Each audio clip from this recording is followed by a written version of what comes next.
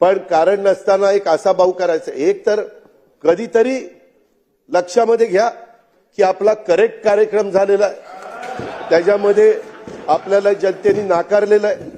त्यामध्ये जर आकडे काढायचं म्हटलं तर इतक्या मोठ्या प्रमाणावर म्हणजे 48% महायुतीला मतं आहेत आणि 33% समोरच्यांना मतं आहेत.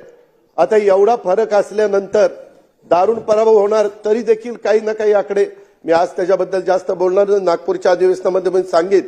काही काहींनी सांगितलेलं आहे हे इतके मतं मिळाली आणि मग इतके निवडून आले आणि त्यांचे इतके मिळाले, ते सगळं मी दाखवीन, सभागृहालाही दाखवीन, सभागृहाच्या माध्यमातून महाराष्ट्रालाही दाखवीन.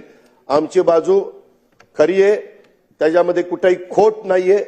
जनतेने आमच्यावर विश्वास दिलेला आहे आणि या विश्वासाला आम्ही पण, अध्यक्ष महोदय, ज्यावेळेस 5 महिन्यापूर्वी लोकसभेच्या निवडणुका झाल्या त्यावेळेस महायुतीला 42 पॉईंट काही